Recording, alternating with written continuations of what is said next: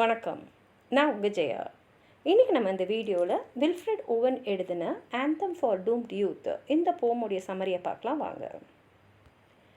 இந்த போம் ஒரு மாதிரி மனசையே அப்படியே ஒரு பெரிய அழுத்தத்தில் எடுத்துக்கொள்ள செல்லக்கூடிய ஒரு வலிமை வாய்ந்த ஒரு கவிதைன்னு சொல்லலாம். இது முதலாம் உலக போரை பற்றினது தான். அந்த போரில் நடந்த அந்த கொடூரம், இழந்த இழப்புகள், அந்த உயிர்கள், அவங்க பின்னாடி வச்சுட்டு போன அந்த சோகங்கள், இதெல்லாம் தான். இது இறந்தவங்களுக்காக பாடுறதுனால ஒரு எலிஜினால அவர் அதை சானட் ஃபார்மில் தான் எழுதியிருக்காரு. இவரே ஒரு சோல்ஜர், அதாவது வில்ஃப்ரெட் ஓவனே ஒரு போர் வீரராக இருந்ததுனால அவரே ரொம்ப பாதிக்கப்பட்டிருந்தார். ஏன்னா அவரை சுற்றி அவர் இறப்புகளை பார்த்துக்கிட்டே இருந்தார்.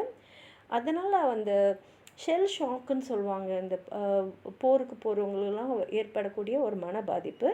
இதனால் அவர் பாதிக்கப்பட்டு ஸ்காட்லாண்டில் இருந்த க்ராக் லேக் ஹார்ட் ஹாஸ்பிட்டல்னு எடின்பர்கில் இருக்குது, அங்கே அவர் சேர்க்கப்பட்டார் சிகிச்சைக்காக.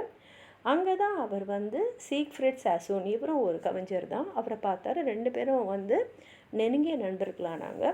அப்போ தான் சாசன் சொன்னார், போருன்றத ஒரு பெரிய விஷயமாக, ஒரு வீரமான ஒரு செயலாக, ஒரு போற்றக்கூடிய ஒரு விஷயமாக தான் உலகமே பார்க்குது.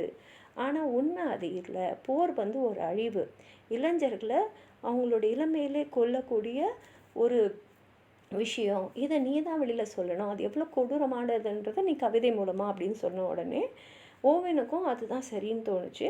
அவர் திருப்பி குணமாகி சர்வீஸில் 1918 4ஆம் தேதி நவம்பர் மாதம் சேர்ந்தார். ஆனால் அவர் அவருடைய பேட்டலியனை எடுத்துக்கிட்டு அவர் க்ராஸ் பண்ணிகிட்டு இருந்தார் ஓஸ்ன்ற கேனலை. அப்போ அவர் கொல்லப்பட்டார். அது என்னென்னா, இந்த போர் நிறுத்தம் அப்படின்ற அறிவிப்பு வரத்துக்கு ஒரு வாரத்துக்கு முன்னாடி அவர் கொல்லப்பட்டார். அவர் இறந்த செய்தி அவருடைய பெற்றோர்களுக்கு சரியாக அந்த ஆர்மிடைஸ் டே, அதாவது 11th நவம்பரில் சேர்ந்தது. அன்றைக்கி தான் உலகமே போர் நின்றுடுச்சு அப்படின்னு கொண்டாடிட்டு இருந்தது. அதுக்கு ஒரு வாரத்துக்கு முன்னாடி அவர் உயிரிழந்துட்டார். இந்த கவிதையோட தீம்ஸ்ன்னு பார்த்தீங்கன்னா, loss of youth, horrors of war, அதாவது போரோட கொடூரமும் இளமையானவங்களோட இளைஞர்களோட உயிர் பறிப்பும் தான் இதோடைய தீமு. அவர் என்ன சொல்கிறாருன்னா, இங்கே இருக்கிறவங்களாம் எப்படின்னா கேட்டல்லாம் ஆடு மாடு அதெல்லாம் தான் கேட்டில். அந்த மாதிரி அவங்க உயிர் போயிருக்கு. ஆனால் அந்த போன உயிருக்கு ஒரு பிரார்த்தனை செய்யறதுக்கோ, மணி அடித்து அந்த சர்ச்சில் செய்யக்கூடிய அந்த சடங்குங்களை செய்யறதுக்கோ யாருமே இல்லை. அவங்களுக்கு கிடைக்கிறதெல்லாம் வெறும் மற்றவங்க இப்போ ஷூட் பண்ணிக்கிட்டே இருக்காங்களே, அதனால் அந்த போரோட சத்தம் தான், அந்த துப்பாக்கியோட சத்தம் மட்டும்தான். அவங்களுக்கு எந்த ப்ரேயர்ஸும் இல்லை, மாக்கரிஸ் இல்லை, பெல்ஸ் இல்லை, மார்னிங் வாய்ஸஸ் இல்லை, எதுவுமே இல்லை. வெறும் அவங்க இருக்கிற இடத்த சுற்றி போகிற அந்த ஷெல்லோட சத்தம் மட்டும்தான் கேட்கும். இப்போ இறந்து போனாங்கன்னா அவங்களுக்கு இந்த கேண்டில் ஏற்றி அவங்க ஆத்மா தேவலோகம் போய் சேரத்துக்கு வழிகாட்டும் அப்படின்றது ஒரு நம்பிக்கை. ஆனால் அது கூட இங்கே யாருக்குமே அது இல்லை.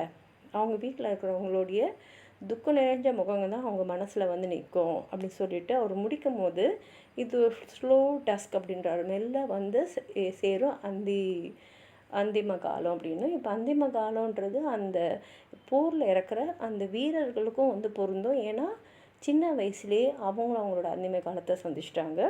இதில் அவர் என்ன சொல்கிறாருன்னா, நிறைய இளைஞர்கள், அவ்வளோ பேர் உயிர் போகுது. ஆனால் அவங்களுக்கு என்ன பேருனா வெறும் நம்பர் தான். இத்தனை பேர் இறந்தாங்கன்னு போது அதில் அவங்க ஒருத்தவங்கள வருவாங்களே தவிர அவங்க அடையாளத்தை தொலைச்சிடுறாங்க. ஆனால் அவங்க வாழ்ந்திருந்தால் அவங்க எவ்வளோ சாதிச்சிருக்கலாம். சாதிக்க வேண்டியவர்களாக இந்த போரில் இந்த உலகத்தில் உயிர் விட்டுருக்காங்க. அதே சமயத்தில் போரில் நேரடியாக இல்லாமல் வீட்டில் இருக்கிறவங்களும் இவங்களோட இழப்பால் பாதிக்கப்பட்டிருக்காங்க. எவ்வளோ துக்கத்தோடு அவங்க இவங்களுக்கெல்லாம் குட் பை சொல்லியிருப்பாங்க அப்படின்றது இங்கே சொல்கிறாரு. அதனால் வெறும் போரில் வர வீரர்கள் மட்டும் இல்லை, அவங்க குடும்பமும் இதால் பாதிக்கப்படுது போரால் அப்படின்னு சொல்லியிருக்காரு. வாங்க கவிதையை படித்து பார்க்கலாம். What passing bells for these who die as cattle. இப்போது இவ்வளோ பேர் இந்த கேட்டில் மாதிரி, அதாவது ஆடு மாடு மாதிரி இறந்து போயிருக்காங்களே, இவங்களுக்கெல்லாம் என்ன பாசிங் பெல்ஸ் இருக்குது? Only the monstrous anger of the guns, only the stuttering rifles rapid rattle. அவங்க கேட்கக்கூடிய சத்தம்லாம் ப்ரேயர் சத்தம் இல்லை, மணி சத்தம் இல்லை, அந்த துப்பாக்கியும் அந்த ரைஃபிள்ஸோட அந்த சத்தம் தான். Can patter out their hasty orisons. ஆரிசன்ஸ்ன்றது ஒரு வகையான ப்ரேயரு. அவங்களுக்கு வந்து இதுதான் அவங்களுக்கு கிடைக்கிற ப்ரேயரே. No mockeries no for them, no prayers nor bells, nor any voice of mourning save the choirs, the shrill demented choirs of wailing shells. அவங்களுக்குன்னு இப்போ சர்ச் காயரில் வந்து இறந்தவங்களுக்காக வந்து ப்ரேயர் பண்ணுவாங்களே, அது கூட இவங்களுக்கு கிடையாது. எந்த பெல்ஸுமே கிடையாது. யாரோட வாய்ஸ் மோர்னிங் பண்ணுறதும் இவங்களுக்கு கேட்காது. இவங்களுக்கு கேட்குறதெல்லாம் வெறும் அந்த ஷெல்லோட சத்தம் மட்டும்தான். And bugles calling for them from sad shires. இதுவும் வந்து போர்க்காலத்தில் இருக்கக்கூடிய சத்தம் தான். What candles may be held to speed them all. இவங்களுக்குன்னு யார் இப்போ வந்து அந்த கேண்டில் ஏற்றி வழிபட போகிறா? Not in the hands of boys, but in their eyes shall shine the holy glimmers of goodbyes. எந்த சிறுவர்களும் இவங்களுக்காக வந்து அந்த விளக்க பிடிக்க போகிறதில்ல. கண்ணால் மட்டும்தான் இவங்க அந்த உலகத்துக்கு குட் பை சொல்லிட்டு போய்கிட்டே இருக்க போகிறாங்க. The pallor of girls' brows shall be their pall. They flash the tenderness of patient minds, and each slow dusk a drawing down of blinds. பிளைண்ட்ஸ்னால் இந்த விண்டோ கர்டன்ஸை இறக்குறோம்ல, அது பிளைண்ட்ஸ்ன்னு சொல்லுவோம்.